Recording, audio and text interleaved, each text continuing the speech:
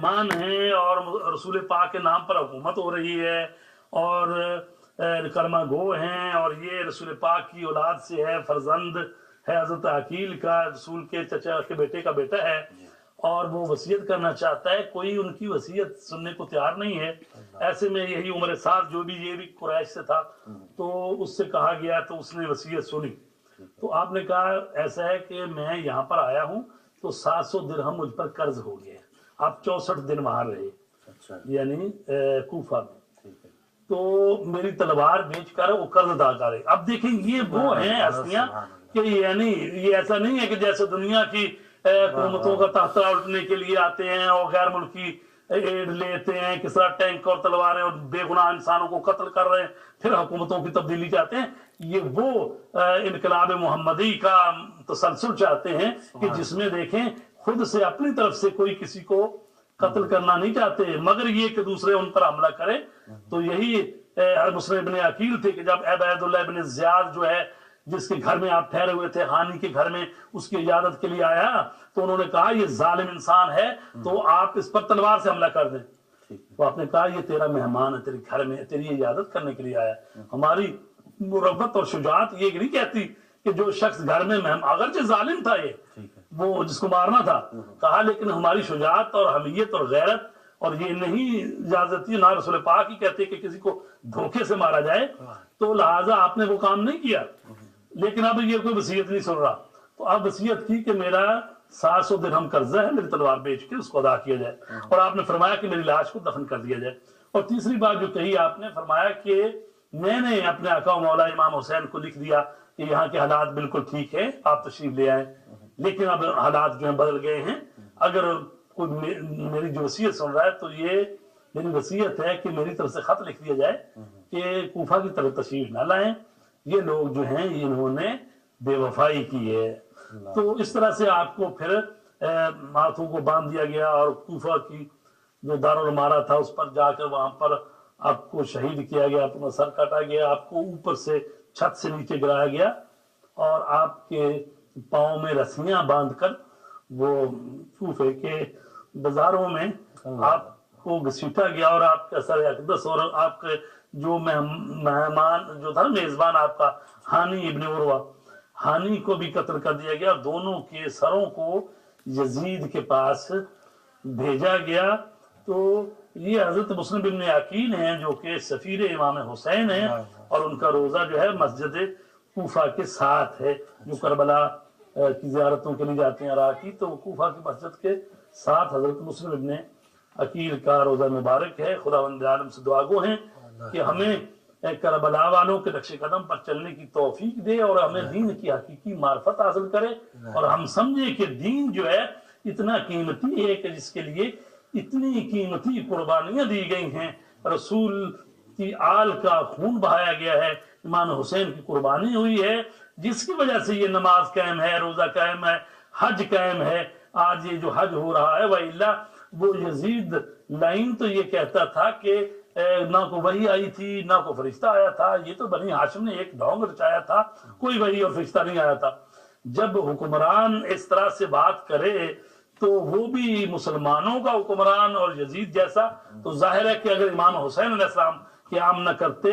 تو اس ظالم کے سامنے آپ نے قیام کیا اور بتا دیا کہ دیکھو اسلام اور چیز ہے اور جو مسلمانوں کے حکمران ہیں وہ اور ہیں، لہٰذا ایسا نہیں ہے کہ جو حکمران نے بات کہہ دی اس کو خلیفہ سمجھ کے اس کی بات کو اسلامی بات سمجھ لو اور اسلام میں شامل کرتے جاؤ، پھر تو اسلام کا اور دین کا حلیہ بگڑ جائے گا۔ لہٰذا آپ نے قربانی دے کر اسلام کو علیحدہ کر دیا اور حکمرانوں کے کردار کو علیحدہ کر دیا۔ اب اس کے بعد دیکھیں آپ کوئی نہیں کہتا کہ جناب یہ لوگ جو ہیں دین کے رہبر ہیں، وہ سب کہتے ہیں یہ جو بادشاہ ہیں، دین اپنی جگہ پہ استوار ہے، اور یہی وہ ہستیاں ہیں جنہوں نے دین کی خاطر قربانی دی اور رہتی دنیا تک ان کا نام ہے، اور ہم تمام اپنے زخمی دلوں کا سلام عرض کرتے ہیں۔ سبحان اللہ۔ ناظرین، خصوصی پروگرام ہے آج، اور یوم شہادت حضرت مسلم بن عقیل اور حج کی سعادت بھی آپ دیکھ رہے ہیں، لوگ ادا کر رہے ہیں، حج سے متعلق بھی بات چیت جاری ہے۔ اور صاحب جیسے آپ نے بات کی کہ دین جو ہے وہ احسان مند ہے مولا امام حسین علیہ السلام کا، تو آپ کو لگتا ہے کہ یہ جو دین کے ماننے والے ہیں یا جو مسلمان ہیں وہ بھی مولا کے احسان مند ہیں؟ ایسے کہ مسلمان جو ہیں ان کو چاہیے کہ اپنے محسنوں کو نہ بھولیں. چاہیے تو یہی ہے. سارا دین کا مدار جو ہے نا جی بنیاد وہ محبت پہ ہے. واہ واہ. امام محمد باقر ایسا فرماتے ہیں کہ دین جو روح ہے نا وہ محبت کے سوا کچھ نہیں ہے. بے شک. دین کی روح محبت ہے. بے شک. اور اللہ تبارک تعالیٰ جو فرماتا ہے کہ یا ایھا الذین آمنو، اے صاحبان ایمان اللہ سے محبت کرو. اور کیسی محبت ہونی چاہیے؟ اشد حبا للہ، اللہ کی ذات سے شدید ترین محبت ہونی چاہیے. یعنی محبت اگر شدید ہوگی، یعنی اپنے مال سے، اپنی اولاد سے، حتیٰ کہ اپنی جان سے زیادہ محبت ہوگی. آپ نے فرمایا اپنے اپنے اسماعیل قربان کرنے پڑیں گے. تو ظاہر ہے کہ جب محبت شدید ہوتی ہے کسی سے تو پھر ہر چیز اس پر قربان کرنے کو دل چاہتا ہے. تو لہٰذا اللہ سے محبت، پھر اللہ کے رسول سے محبت، پھر اللہ کے رسول سے محبت کرنے کے ساتھ رسول کی اہل بیت سے محبت. اور پھر قرآن مجید نے فرمایا ہے قُلْ لَا أَسْأَلُكُمْ عَلَيْهِ أَجْرًا إِلَّا الْمَوَدَّةَ فِي الْقُرْبَى. یہ کسی کے کہنے سے نہیں ہے، بلکہ قرآن مجید سورہ شورى کی آیت ہے کہ اے میرے رسول کہہ دے کہ میری رسالت کا اجر جو ہے وہ میرے اہل بیت کی محبت ہے. تو لہذا رسول کا کلمہ پڑھ کے اگر اہل بیت کی محبت نہ کی جائے، محبت نہ ہو، تو پھر اس کا مطلب رسالت کا اجر ادا نہیں ہوتا. تو لہذا آپ کا جو سوال جو ہے کہ کیا امت کو بھی امام حسین سے محبت کرنی چاہیے؟ ہاں، یہ قرآن نے بھی واجب قرار دی ہے، اللہ نے واجب قرار دی ہے، رسول پاک نے واجب قرار دی ہے، اور ہماری انسانیت اس کی گواہی دیتی ہے کہ جو محسن ہوتا ہے اس کی قدر کرنی چاہیے. اور شکر منعم واجب ہے. کہا گیا اگر آپ سے کوئی بھلائی کرتا ہے تو اس کا شکر ادا کرو. اب دیکھیں انسانی ضمیر ہے، اگر کوئی کسی کو چائے کا کپ پلا دیتا ہے نا جی، گلاس پانی کا دے دیتا ہے نا جی، وہ جب بھی ملے گا نا اس کو تو کہے گا جی السلام علیکم، کیا حال، اچھے طریقے سے اس کو ملے گا. اس کو پتا ہے کہ اس نے فلاں وقت مجھے کھانا کھلایا تھا، چائے پلائی تھی، یا کوئی یعنی معمولی بھی کوئی کسی کے ساتھ نیکی کرتا ہے تو وہ ہستی جس نے اسلام کو ہم تک پہنچایا، رسول پاک کی ذات، اور اس کو جس نے بچایا وہ امام حسین کی ذات ہے. تو لہٰذا بانی اسلام رسول پاک ہیں، اور جو اس کو باقی رکھنے والے ہیں وہ امام حسین اسلام ہے. تو لہٰذا انسانی ضمیر گواہی دیتا ہے کہ امام حسین کا بھی شکریہ ادا کرنا چاہیے، اور ان کے شکریہ کا یہی ہے کہ ان کا تذکرہ کیا جائے، ان کی یاد میں آنسو بہائے جائیں، ان پر جو ظلم ہوئے ہیں ان کا تذکرہ کیا جائے. جیسا کہ آج ہم ان کے سفیر کی بات کر رہے ہیں کہ جو ان کے نمائندے اور سفیر تھے ان کو آج کے دن شہید کر دیا گیا. تو دیکھیں جہاں ہم حج کی بات کر رہے ہیں تو ساتھ ساتھ اس حج کو بچانے والے جو ہیں ان کا بھی ذکر کر رہے ہیں. یہ تو نہیں ہونا چاہیے کہ جو اصل وہ پھل تو لے لو اور اس کو جو بچانے والے، پودا لگانے والے، اس کو سیراب کرنے والے ہیں ان کا ذکر نہ کیا جائے. یہ جو ہے نا یہ بے وفائی ہے اور محسن کشی ہے. لہٰذا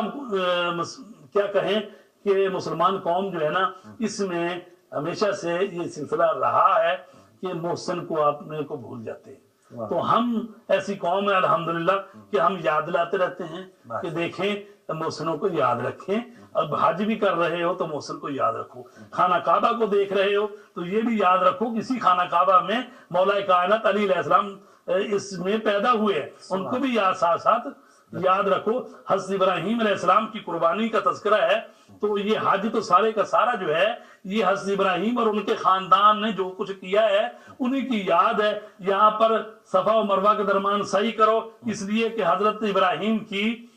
جو اہلیہ حضرت حاجرہ تھی وہ یہاں پر بھاگی تھی. یہاں پر قربانی دو اس لیے کہ حضرت ابراہیم اپنے بیٹے اسماعیل کو قربان کر رہے تھے. یہاں پر وقوف کرو کہ اس لیے حضرت ابراہیم یہاں ٹھہرے تھے. یہ میدان عرفات ہے، یہاں پر ٹھہرو کہ یہاں حضرت آدم اور حضرت حوا کی ملاقات ہوئی تھی. یہاں پر آپ نے اپنے رب کی معرفت حاصل کرنی ہے تو یہاں پر ٹھہرو کہ یہ مزدلفہ ہے، مشعر الحرام ہے. شعور پیدا کرو کہ تم کہاں جا رہے ہو. ابھی تم نے اگلے میدان میں جا کے شیطان کو کینکریں مارنی ہے، یہاں سے اپنا اسلحہ اور کینکریں جمع کر لو تو وہاں پر سے کینکریں جمع کی جاتی ہیں. تو لہٰذا حج جو سارے کا سارا ہے اس میں جو ہے جو امام پہلے بنائے گئے حضرت ابراہیم علیہ السلام جو کہا گیا کہ ہم تجھے انسانوں کے امام بنا رہے ہیں تو اس امام نے جو کچھ کیا اس کو اللہ تبارک تعالیٰ نے حج میں رکھ دیا اور کہا کہ اس امام کو بھی یاد رکھو، اور یہ جو رسول پاک کے جانشین ہیں، جو امام ہیں، جس امام نے ایک قربانی اللہ کی راہ میں دی اس کو اللہ نے واجب قرار دے دیا کہ یہ کام کرو، تو جس امام نے 72 قربانیاں دی ہیں اس کا تذکرہ نہ کیا جائے تو پھر اسلام ہمارا کیسا ہے؟ لہٰذا ہمیں دعوت دی جا رہی ہے کہ حج بھی کرتے جاؤ تو شعور پیدا کرو، مشعر الحرام میں جانے کے لیے شعور پیدا کرو، مینا میں آنے کے لیے قربانی کا جذبہ پیدا کرو، اور جب تم صفا و مروہ میں بھاگو تو تمہیں احساس ہو کہ ایک نبی زادے کو، ایک نبی کو، ایک نبی کی اولاد کو وہ پیاسا تھا تو چند گھنٹے کا پیاسا تھا، تو اس کے لیے کیا ہوا، تو جو 3 دن کا پیاسا تھا اس کی پیاس کو بھی یاد رکھو۔ تو لہٰذا یہ تذکرہ ہے کہ جہاں پر ایک عظیم الشان عالمی کانفرنس ہے مسلمانوں کی کہ آؤ اور اس میں آ کے اپنی دنیا بھر کے جو مصائب ہیں، جو ان کے مسائل ہیں، ان پر بھی غور و فکر کرو۔ اسلام ایسا اجتماعیت کا دین ہے، فرمایا گیا ہے کہ نماز گھر میں ہی پڑھ سکتے ہو لیکن جماعت کے ساتھ پڑھو،